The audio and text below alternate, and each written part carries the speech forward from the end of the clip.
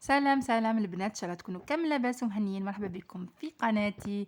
وصفة النهار نتاع اليوم اللي هي موسكوتشو او كيكه خفيفه اسفنجيه، مكونات بسيطه موجوده في كل بيت، تجيكم بزاف خفيفه وتجيكم اسفنجيه، تجيكم طالعه وناجحه مليار في المية. نتبعوا برك المقادير وكيفيه التحضير. عندي 4 حبات بيض بحراره الغرفه، عندي كاس غربع سكر عادي. ندرب البيض والسكر، نضربو مليح حتى يبيض الخليط. عندي هنايا كاس تاع الزيت ناقص منه 2 دوا، نبدا نضيفو على 3 دفوعات وندرب بطبيعة الحال. يعني نضيف الزيت وندرب الخلاط الكهربائي. هنا عندي لافاني سائلة، تقدري ديري البودر. ندرب مليح حتى يتضاعف الخليط ويبيض معاكم. هنا عندي كاس غير ربع، عفوا كاس ناقص منه 2 دوا تاع حليب، تاني كنضيفو دفعة واحدة ما يهمش. هنايا عندي قرصة تاع الملح نصفي فيها، ما ضفتهاش في الاول، قريب نسيتها. وعندي كاس تاع الفارينة مع 2 اكياس تاع خميرة كيميائية. 2 اكياس، الكيس وزن الكيس الواحد 10 غرام. هنا ونكمل ندرب.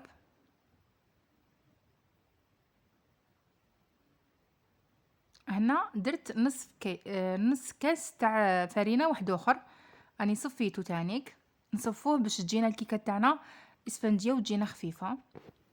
هنا ما نقدرش نعطي لكم الكيله تاع الفرينه، لانه الفرينه كاين انواع، كاين اللي تشرب السوائل وكاين اللي ما تشربش. يعني عينك يا ميزانك. دوك نقول لك كيفاش تعرفي باللي الكيكه ديالكم راهي ناجحه وما تزيدي لهاش الفرينه. هنا كما راكم تشوفوا راني نضيف الفرينه غير بشويه، نصفيها بطبيعه الحال ونكمل ندرب بالخلاط الكهربائي. تقدري تستغني عليه الا ما عندكش، تقدري تستعملي يعني لافوي عادي. هنا كما راكم تشوفوا، شوفوا كيفاش راني ندير بالمغرف، نعمر المغرف وندير خطوط كي تكون لكم هذيك الخطوط، يعود يدير لكم شغل يشكل لكم خطوط دوائر هكذاك كما شفتوني. هنا تحبسوا. هنا نحيت شويه تاع الخليط هذاك الابيض، درت له مغرف كبيره تاع كاكاو، صفيتها وضفتها. اذا جاكم عاقد بزاف تقدروا ديروا له شويه حليب. هنايا المول ديالي راكم تشوفوا فيه، درت له دهنته بالزبده ودرت له الفارينه، رشيته من الفوق، شغل درت طبقه شغل طبقه، من بعد نحيت هذيك الفارينه الزايده، درت طبقه تاع خليط ابيض، من بعد درت طبقه تاع خليط شوكولا ذوق الكاكاو، ومن بعد غلفته من الفوق بخليط بطبقه ثالثه هي خليط الابيض. هكا نغطي كامل هذاك الشوكولا اللي يتبان لي.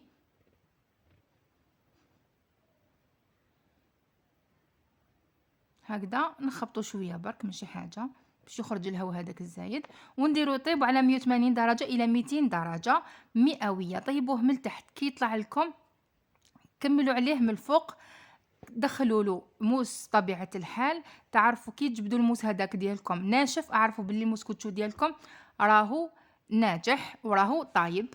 هنا الموسكوتشو ديالي يعني زينته غير بسكر غلاس، رشيته من الفوق، يجي بزاف هايل، يجي مشرب، ما يجيكمش كامل ناشف، صدقوني. ان شاء الله يا ربي تجربوا الوصفه وتنال اعجابكم. راني قسمت لكم هنايا قطعه باش تشوفوا الداخل كيفاش يجي.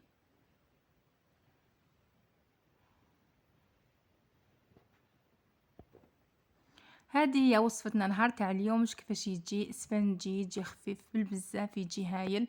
اطولوا وقته برك في الطياب، ما تقلقوش عليه. كما قلت لكم تقدروا طيبوه حتى على 200 درجه مئويه.